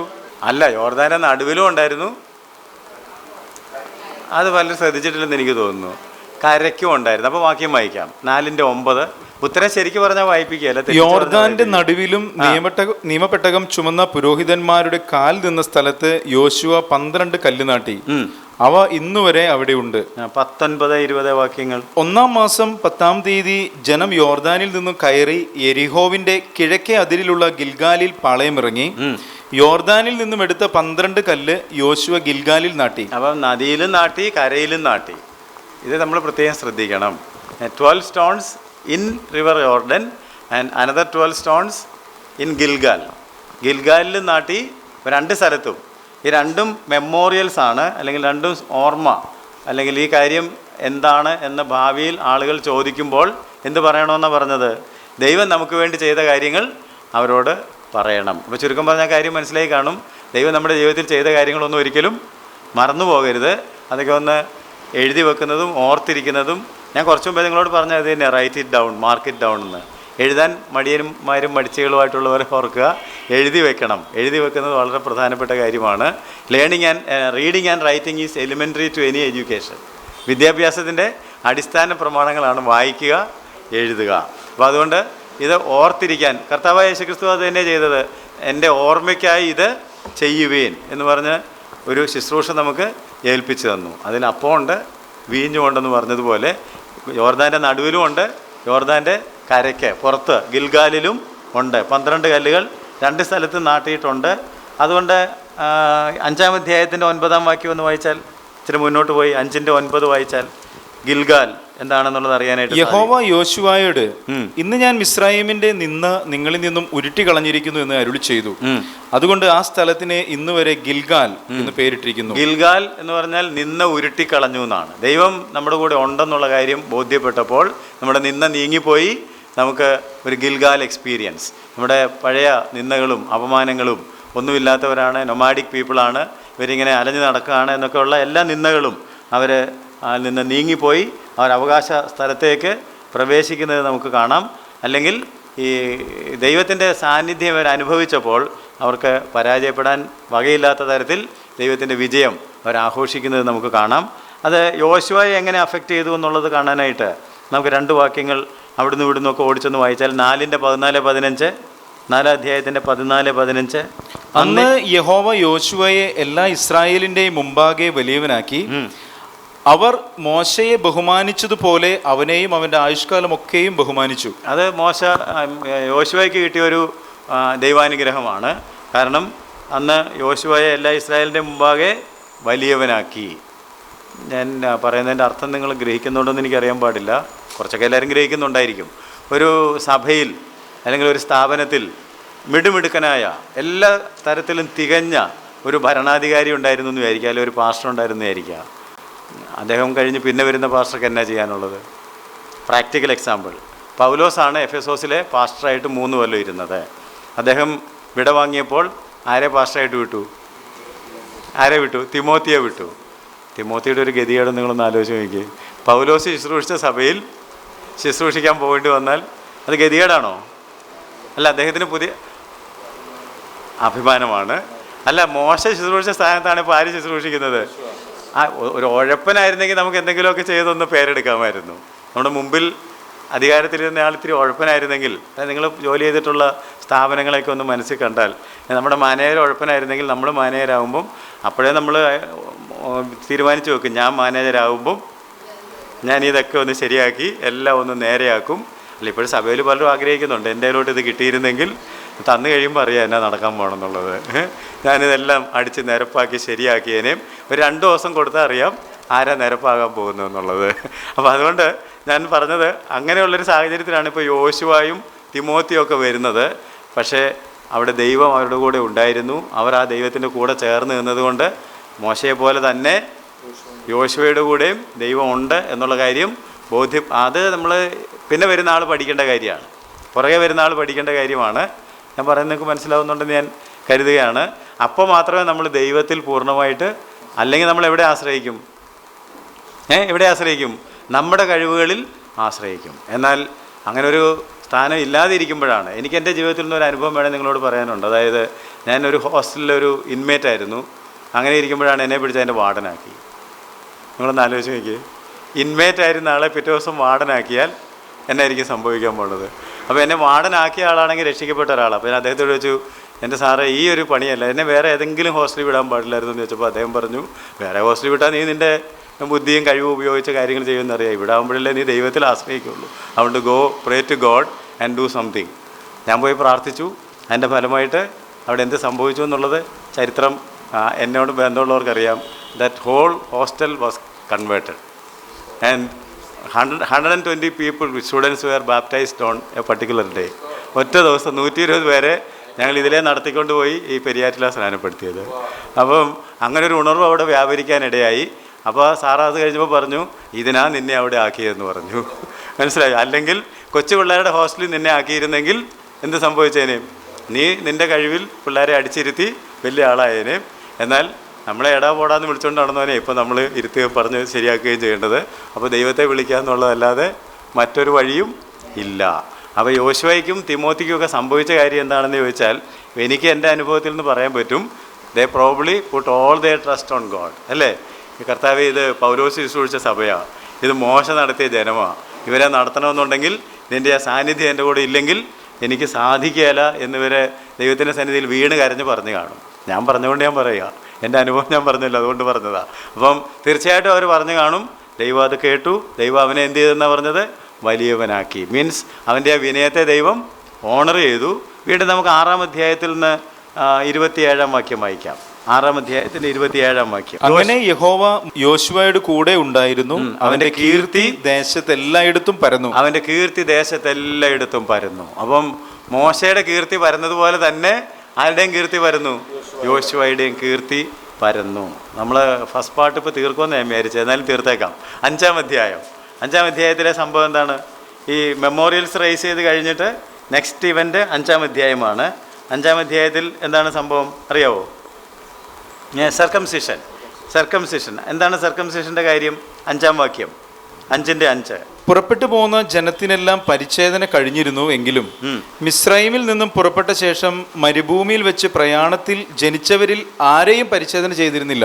അടുത്ത വാക്യം. മിസ്രൈമിൽ നിന്നും പുറപ്പെട്ട യോദ്ധാക്കളായവരൊക്കെയും യഹോവയുടെ വാക്ക് അനുസരിക്കായക കൊണ്ട് അവർ മരിച്ചൊടുങ്ങും വരെ ഇസ്രായേൽ മക്കൾ 40 സംവത്സരം മരുഭൂമിയിൽ സഞ്ചരിക്കേണ്ടി വന്നു. എല്ലാവർക്കും കാര്യം മനസ്സിലായി കാണുമെന്ന് ഞാൻ വിചാരിക്കുന്നു.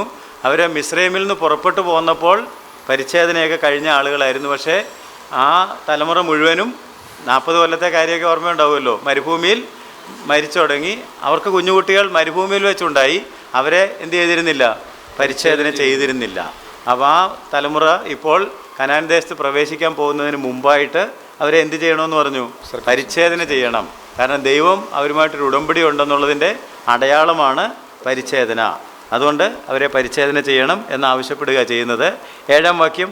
എന്നാൽ അവർക്ക് പകരം അവൻ എഴുന്നേൽപ്പിച്ച പുത്രന്മാരെ യോശുവ പരിച്ഛേദന ചെയ്തു. അവരെ പ്രയാണത്തിൽ പരിച്ഛേദന ചെയ്യായിക കൊണ്ട് അവർ അഗ്രചർമ്മികളായിരുന്നു. അവർ പ്രയാണത്തിൽ ആയിരുന്നത് കൊണ്ട് പരിച്ഛേദന ചെയ്യണ്ട എന്ന് പറഞ്ഞിരുന്നു. അതുകൊണ്ട് അവർ അഗ്രചർമ്മികളായിരുന്നു. എന്നാൽ ഇപ്പോൾ അവർ അവകാശത്തിൽ എത്താൻ പോവുകയാണ്. അതിനു മുമ്പായിട്ട് ദൈവം പറഞ്ഞ എല്ലാ പ്രമാണങ്ങളും അനുസരിക്കേണ്ടത് ആവശ്യമായതുകൊണ്ട് അവർ യോർദാൻ കടന്നിട്ട് ഉടനെ എരിഹോ മതിൽ ഇടിച്ചിട്ടില്ല കേട്ടോ. എൻ്റെ കൂടെ ഉണ്ടോ? യോർദാൻ കടന്നു. അപ്പം എന്ത് നടന്നെന്ന് നമ്മളിപ്പോൾ പഠിച്ചത്? എൻട്രി. ഇനി എന്ത് ചെയ്യാനുണ്ട്? ഓവർകം ചെയ്യാനായിട്ടുണ്ട്. എനിക്ക് ഈ പട്ടണത്തിൻ്റെ ജോഗ്രഫിയെക്കുറിച്ചൊക്കെ ഒരു ഐഡിയ ഉണ്ടെങ്കിൽ യോർദാൻ കടന്നാൽ ഒരു മതിൽ കഴിഞ്ഞാൽ ചിലപ്പോൾ അതിനിടയ്ക്ക് പിന്നെയും കിടങ്ങും. ഈ മതിലുകൾക്ക് ഇടയ്ക്ക് അന്തരവും ഒക്കെ കാണും. എരിഹോ മതിലിനെ കുറിച്ചൊക്കെ പഠിക്കുന്നത് നല്ലതാണ്. എരിഹോ മതിൽ നമ്മളുടെ കഴിഞ്ഞ ക്ലാസ് ഞാൻ പറഞ്ഞ പോലെ സ്നേഹമതിലൊന്നും അല്ലായിരുന്നു എന്നൊക്കെ പറഞ്ഞത് ഓർമ്മയുണ്ടാവുമല്ലോ. അതിന് 10-30 അടി വീതിയുള്ളതും ഒരു ഇന്നർ വോളും ഒരു ഔട്ടർ വോളും അതിൻ്റെ മുകളിൽ ആളുകൾക്ക് താമസിക്കാനുള്ള സൗകര്യങ്ങളും. അതുകൊണ്ടല്ലേ രാഹാബിൻ്റെ വീട് എവിടെയായിരുന്നു? രഥങ്ങൾ ഓടുവാനുള്ള സൗകര്യങ്ങളും കാവൽക്കാരെ നിർത്താനുള്ള സൗകര്യങ്ങളും ഒക്കെയുള്ള അതിഭയങ്കരമായ. ആരെങ്കിലും ഇത് കണ്ടിട്ടില്ലെങ്കിൽ ഫോർട്ട് കൊച്ചിയിലോ പാലക്കാട്ട് ഫോർട്ടിലോ ഒക്കെ ഒന്ന് പോയി നോക്കിയാൽ അവിടെയൊക്കെ ഫോർട്ടുണ്ട്. ഏകദേശമെങ്കിലും ബേക്കൽ ഫോർട്ട് നമ്മുടെ നാട്ടിൽ തന്നെ ഉണ്ട്. ചിലപ്പം ഇതൊക്കെ ഇടിഞ്ഞു പൊളിഞ്ഞൊക്കെ പോയി കാണും. ബട്ട് എനിവേ പാലക്കാടത്തേക്ക് നിൽപ്പുണ്ടെന്ന് എൻ്റെ ചിന്ത. അപ്പോൾ പോയി നോക്കിയാൽ നിങ്ങൾക്ക് ഏകദേശം എന്താണ് അതിൻ്റെ ഒരു ചെറിയ ഷേപ്പ് എന്നുള്ളത് പിടികിട്ടാനായിട്ട് ഇടയാകും. എന്നിട്ട് പെട്ടെന്ന് ഇതിലേക്ക് ചാടിക്കടക്കാതിരിക്കാൻ അതിന് മുമ്പിൽ കിടങ്ങൊക്കെ കാണും. ഇതുപോലത്തെ സംവിധാനങ്ങളുള്ളത് കൊണ്ട് യോർദാൻ കടന്നാൽ ഉടനെ വാഗ്ദത്ത നാടായെന്നാരും ധരിക്കരുത്. യോർദാൻ കടന്നതേ ഉള്ളൂ, അപ്പോഴാണ് എരിഹോ മതിൽ ഉയർന്ന് നിൽക്കുന്നത്. ഇനിയാണ് അടുത്ത പരിപാടി. അപ്പോൾ ഇതെല്ലാം കഴിഞ്ഞിട്ടാണ് അവർ കൈവശപ്പെടുത്തുക. അപ്പോൾ ജയത്തിലേക്ക് വരുന്നേ ഉള്ളൂ, ഇപ്പോൾ എൻ്റർ ചെയ്തിട്ടേ ഉള്ളൂ. അപ്പോൾ എൻ്റർ ചെയ്തപ്പോൾ ഫൈനൽ സ്റ്റെപ്പായിട്ട് ചെയ്ത കാര്യമാണ് അവരെ പരിച്ഛേദന ചെയ്തു. 9-ാം വാക്യം വായിക്കാൻ നമുക്ക്. യഹോവ യോശുവയോട് ഇന്ന് ഞാൻ മിസ്രൈമിന്റെ നിന്ന നിങ്ങളിൽ നിന്നും ഉരുട്ടിക്കളഞ്ഞിരിക്കുന്നു എന്ന്. ഇത് നേരത്തെ വായിച്ച വാക്യം ഇപ്പോൾ മനസ്സിലായി കാണും. അവർ പരിച്ഛേദന ചെയ്യാതിരുന്നത് കൊണ്ട് അങ്ങനെ ഒരു നിന്ന അവരുടെ മേൽ ഉണ്ടായിരുന്നു, അതും ഉരുട്ടിക്കളഞ്ഞു. അതുകൊണ്ടാണ് ഗിൽഗാൽ എന്നുള്ള പേര് വന്നത്. പിന്നെ മുകളിലോട്ട് കയറി 8-ാം വാക്യം വായിച്ചാൽ അവർ സർവ്വജനത്തെയും പരിച്ഛേദന ചെയ്തു തീർന്ന ശേഷം അവർക്ക് സൗഖ്യമായതുവരെ അവർ പാളയത്തിൽ താന്താങ്ങളുടെ സ്ഥലത്ത് പാർത്തു. അപ്പോൾ സൗഖ്യമാകുന്നത് വരെ അവർ താന്താങ്ങളുടെ സ്ഥലത്ത് പാർത്തു എന്നുള്ള കാര്യം ഓർക്കുക. അത് കഴിഞ്ഞിട്ടാണ് അവർ യാത്ര തുടരുന്നത്. 10-ാം വാക്യം മുതൽ വായിച്ച് നമുക്ക്. ഇസ്രായേൽ മക്കൾ ഗിൽഗാലിൽ പാളയം ഇറങ്ങി ആ മാസം 14-ാം തീയതി സന്ധ്യാസമയത്ത് യെരിഹോ സമഭൂമിയിൽ വെച്ച് പെസഹ കഴിച്ചു. പെസഹായുടെ പിറ്റേ ദിവസം തന്നെ അവർ ദേശത്തെ വിളവ് കൊണ്ടുള്ള പുളിപ്പില്ലാത്ത അപ്പവും മലരും തിന്നു. അവർ ദേശത്തെ വിളവ് അനുഭവിച്ചതിന്റെ പിറ്റേ ദിവസം മന്ന നിന്നുപോയി. ഇസ്രായേൽ മക്കൾക്ക് പിന്നെ മന്ന കിട്ടിയതുമില്ല. ആ ആണ്ട് അവർ കാനാൻ ദേശത്തെ വിളവ് കൊണ്ട് ഉപജീവിച്ചു. അപ്പം മന്ന നിന്നു. ഇനി ദൈവം അവർക്ക് പുതിയ ഒരു ദേശത്തേക്ക് കൊണ്ടുവന്ന് പുതിയ തരത്തിലുള്ള ഒരു ജീവിതചര്യയിലേക്ക് അവരെ ആക്കാൻ പോവുകയാണ്.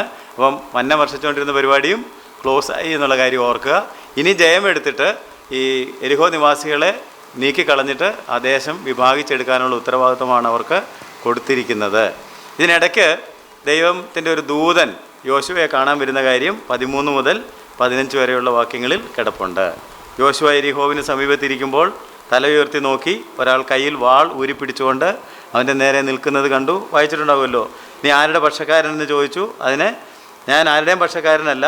14-ാം വാക്യം, ഞാൻ യഹോവയുടെ സൈന്യത്തിന്റെ അധിപതിയായി ഇപ്പോൾ വന്നിരിക്കുന്നു എന്ന് പറഞ്ഞു. അപ്പോൾ യോശുവ സാഷ്ടാംഗം വീണ് നമസ്കരിച്ച് അവനോട് കർത്താവിൻ അടിയങ്ങളോടുള്ള കൽപ്പന എന്തെന്ന് ചോദിച്ചു. യഹോവയുടെ സൈന്യത്തിന്റെ അധിപതി യോശുവയോട് നിന്റെ കാലിൽ നിന്നും ചെരുപ്പഴിച്ചു കളയുക, നീ നിൽക്കുന്ന സ്ഥലം വിശുദ്ധമാകുന്നു എന്ന് പറഞ്ഞു.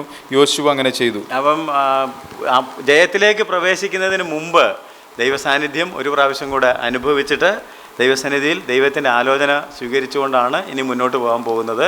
ആ ദൈവത്തിൻ്റെ സന്നിധിയിൽ താൻ നമസ്കരിക്കുന്നത്. അവിടെ ദൂതൻ എന്നൊക്കെ ഇവിടെ പറഞ്ഞിരിക്കുന്നത് മിക്കവാറും ദൈവത്തിൻ്റെ ഒരു പ്രത്യക്ഷത ആണ്. ദൈവം തന്നെ പ്രത്യക്ഷപ്പെട്ട് യോശുവയെ പറഞ്ഞല്ലോ, ഞാൻ നിൻ്റെ കൂടെ ഉണ്ടാകും. അപ്പം ദൈവം തന്നെ കൈപിടിച്ച് ദൈവം വാഗ്ദത്തം ചെയ്ത നാട്ടിലേക്ക് അവരെ കയറ്റാനായിട്ട് പോവുകയാണ്. അത് ദൈവം ഇറങ്ങി വന്നൊരു സന്ദർഭമാണ് അതെന്നുള്ള കാര്യം ഓർക്കുക. എന്നിട്ട് ഇനി വായിച്ച് നിങ്ങൾ മുമ്പോട്ട് അടുത്ത ക്ലാസ്സിൽ വരുന്നതിന് മുമ്പ് ഒന്നുകൂടെ വായിക്കുകയാണെങ്കിൽ മോശയോട് ദൈവം കൽപ്പിച്ച കൽപ്പനകളിൽ വാഗ്ദാനങ്ങളിൽ ഒന്നുപോലും നിവർത്തിക്കാതെ ദൈവം ഇരുന്നിട്ടില്ല, വിട്ടുകളഞ്ഞില്ല, എല്ലാം ഫുൾഫിൽ ചെയ്തു എന്ന് നമുക്ക് വായിക്കാനായിട്ട് സാധിക്കും. അങ്ങനെയാണെങ്കിൽ നമുക്ക് ഇന്നത്തെ ക്ലാസ് ഇവിടെ അവസാനിപ്പിക്കാം. അടുത്ത ക്ലാസ്സിൽ നമുക്ക് 6-ാം അധ്യായം മുതൽ 24-ാം അധ്യായം വരെ പോകാം എന്ന് ഞാൻ പ്രതീക്ഷിക്കുന്നു. ദൈവത്തിൻ്റെ ആത്മാവാണ് നമ്മളെ നയിക്കുന്നത് എന്നുള്ളതുകൊണ്ട് ചിലപ്പം പോയില്ലെന്നും വരാം. ഏതാണെങ്കിലും തയ്യാറായിട്ട് വരിക. അപ്പോൾ നമുക്ക് ഇന്ന് ക്ലോസ് ചെയ്യുന്നതിനായിട്ട് ഞാൻ നിങ്ങളുടെ ശ്രദ്ധയിൽ കൊണ്ടുവരുന്നത്, ഇങ്ങനെ ആ ദൈവസാന്നിധ്യം നമ്മളുടെ കൂടെയും ഇരിക്കുന്നുണ്ടെങ്കിൽ തീർച്ചയായിട്ടും യോശുവയോട് കൂടെ ഇരുന്നവൻ നമ്മോട് കൂടെയും ഉണ്ട്. അതുകൊണ്ട് നിങ്ങൾ നല്ല ഉറപ്പും ധൈര്യമുള്ളവരായിരിക്കുക. ഈ ന്യായപ്രമാണം നിൻ്റെ ഹൃദയത്തിൽ നിന്ന് വായിൽ നിന്ന് നീങ്ങിപ്പോകരുത്. അത് വിട്ട് ഇടത്തോട്ടോ വലത്തോട്ടോ തിരിയാൻ ഇടയാകരുത്. ഇന്ന് കേട്ട ദൈവവചനം നമ്മളെ ജീവിപ്പിക്കുകയും നമ്മളെ ശക്തീകരിക്കുകയും ചെയ്യട്ടെ. യോശുവയുടെ ദൈവം നമ്മുടെയും ദൈവമാണ്. യോശുവ അവസാനം പറയുന്നുണ്ട്, ഞാനും എൻ്റെ കുടുംബവുമോ ഞങ്ങൾ യഹോവയെ സേവിക്കും. നിങ്ങളാരെ സേവിക്കുമെന്ന് നിങ്ങൾ തിരഞ്ഞെടുത്തുകൊള്ളുവീൻ. നമുക്കും തീരുമാനിക്കാം.